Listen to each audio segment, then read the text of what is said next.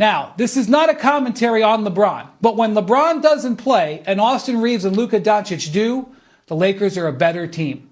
Now, JJ Redick might say to you, give me more time. We're getting better with that trio. And the numbers say that that is true. However, the numbers say that when Luka and Reeves play together, the Lakers are a really good team. Brian Windhorst just said it on First Take. Not Skip Bayless. Not Byron Scott on a Los Angeles radio station. Not an anonymous social media account with a chip on its shoulder. Brian Windhorst. The man who has followed LeBron James from Cleveland to Miami to Cleveland to Los Angeles for 15 years. The journalist who has been in every room, on every plane, adjacent to every major decision of LeBron's career for 2 decades. The most plugged-in LeBron observer in the history of sports journalism. He sat on ESPN's biggest morning platform and looked directly into the camera and said the Lakers are a better team without LeBron James. The silence that followed inside the LeBron James camp was not peaceful. It was the silence of a grenade that has already left the hand.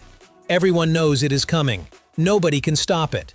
And the explosion is going to be heard everywhere. Because when Brian Windhorst says it, the conversation is over. The debate is finished. The last credible voice that could have been dismissed as a hater or a contrarian or a legacy attacker has just confirmed what the scoreboard has been screaming for 3 months. LeBron James. The Los Angeles Lakers do not need you.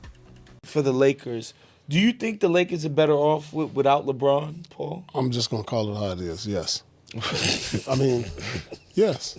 The Lakers are 4-12 this season versus teams with a 60% win rate. All 4 wins were in games LeBron James didn't play. Stop. Read that again, every single word. 4 wins against elite competition all season. 4 wins against teams playing at a championship level. And every single one of them happened without LeBron James in the building. Not 3 of them, not most of them, all 4. 100% of the Lakers' wins against legitimate playoff competition this season came in games where LeBron James was watching from the bench in street clothes, or watching from home with an arthritic foot and an elbow contusion. 0. That is LeBron James's contribution to the Lakers' record against the best teams in the NBA this season. 0 wins, 12 losses. Every time the competition reaches the level that actually matters, every time the opponent is the kind of team you face in April and May, LeBron James has delivered 0 victories and 12 defeats. And the 4 times the Lakers beat those teams, he was not there. If this were a regular employee performance review, it would not end with a restructured contract. It would end with security walking you to your car. Luka and LeBron's skill set is too repetitive with each other. It doesn't mix and match because if LeBron isn't on the ball, controlling the game, controlling decision-making, it doesn't feel right or look right. And then being a liability on defense at the age of 41, it just is.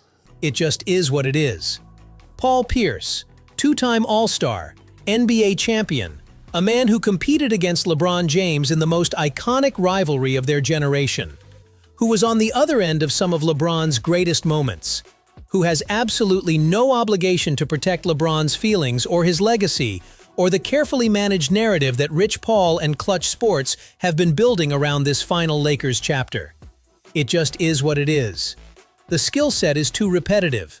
Both LeBron and Luka need the ball. Both need control. Both need to be the decision maker. Put them together and the offense becomes a negotiation instead of a weapon. A competition for possession time instead of a seamless system. A team that produces a net rating that ESPN's own analysts have to describe apologetically because the number is so damning that saying it out loud feels like a betrayal of 23 years of greatness. Minus 8.4 points per 100 possessions, with LeBron, Luka, and Reeves together. The 3 most important players on the roster, minus 8.4. Plus 16.9 without LeBron. With Luka and Reeves together in 329 minutes. The difference between those 2 numbers is not a coaching problem, not a scheme problem, not a chemistry problem that more time will solve. It is a personnel problem. And the personnel problem has a name on a $52.6 million contract.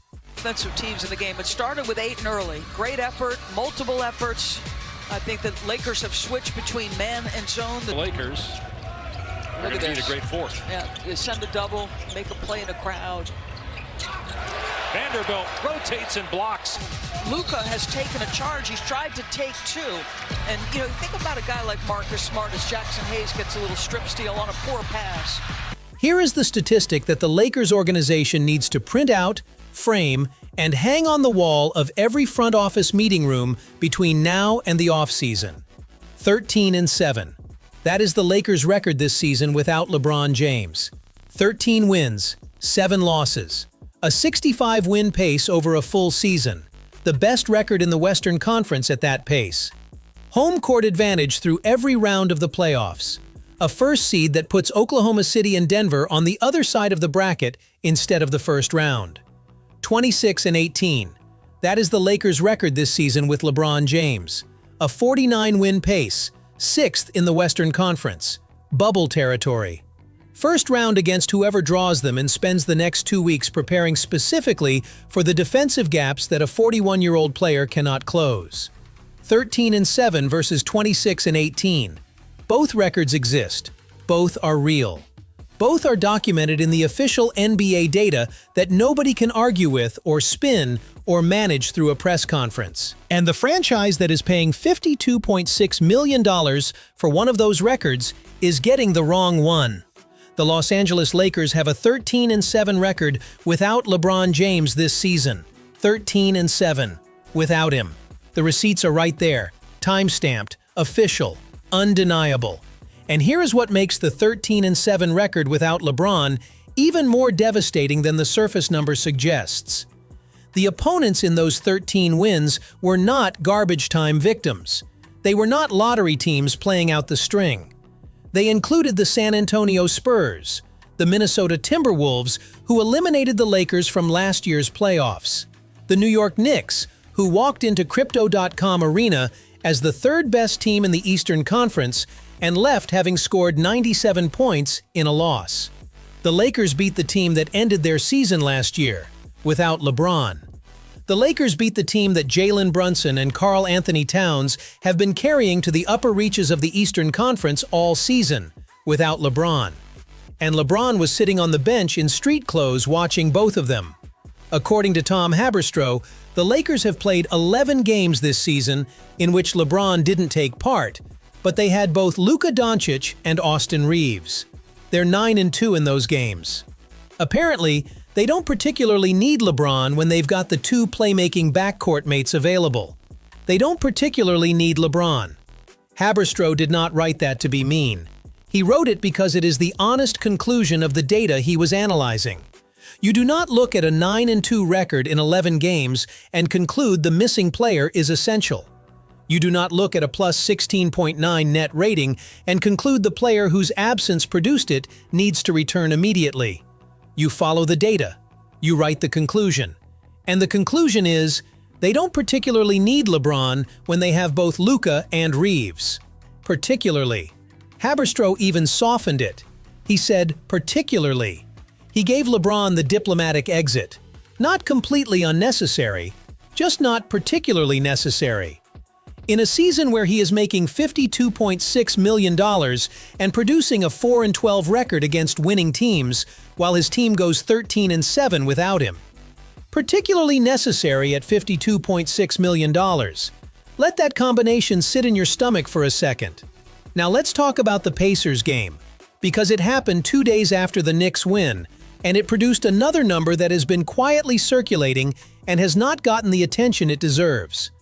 The Lakers beat the Indiana Pacers, without LeBron, again, moving to 13-7 without him, and 39-25 overall, back to 5th in the Western Conference, building momentum heading into the final 18 games.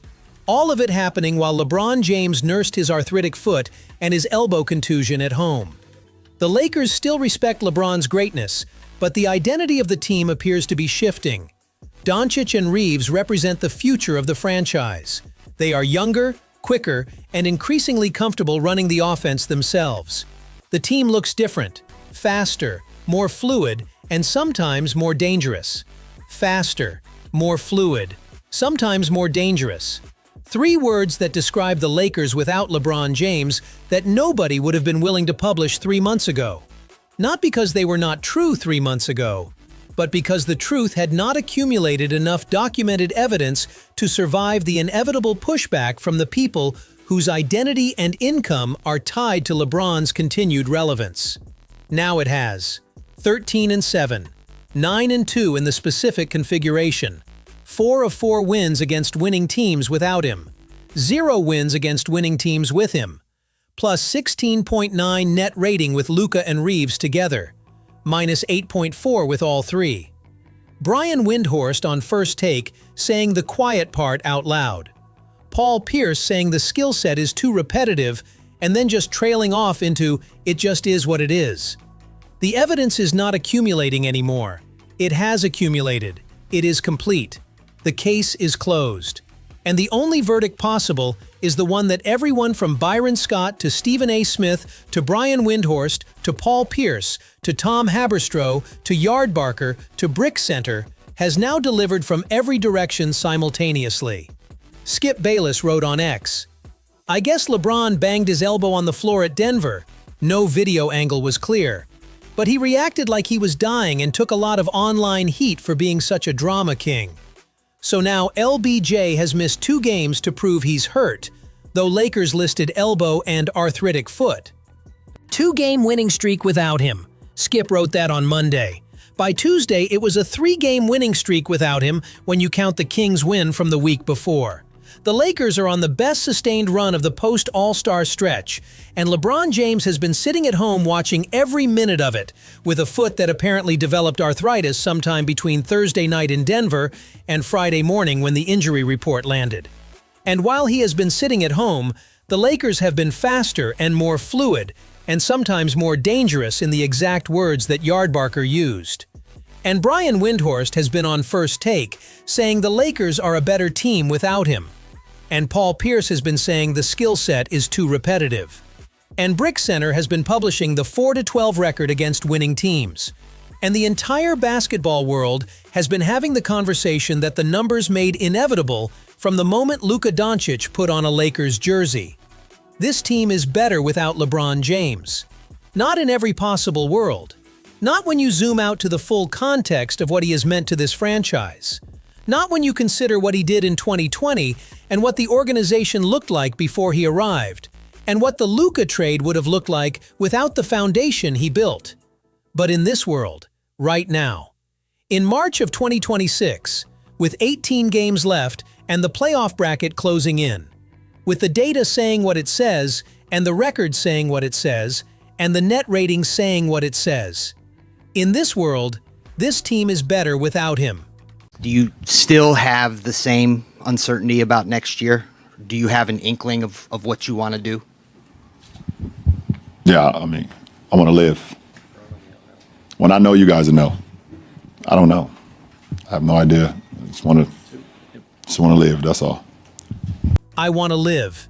He said that at the All-Star game.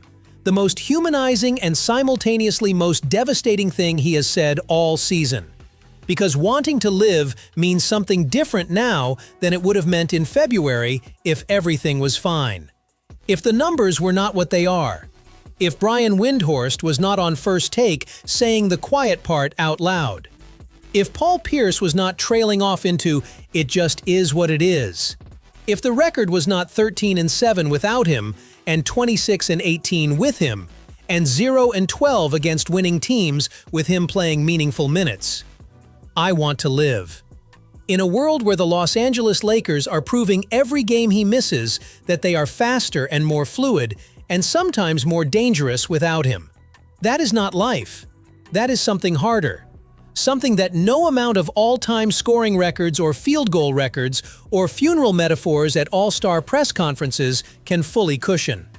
LeBron James built this house. He laid every foundation.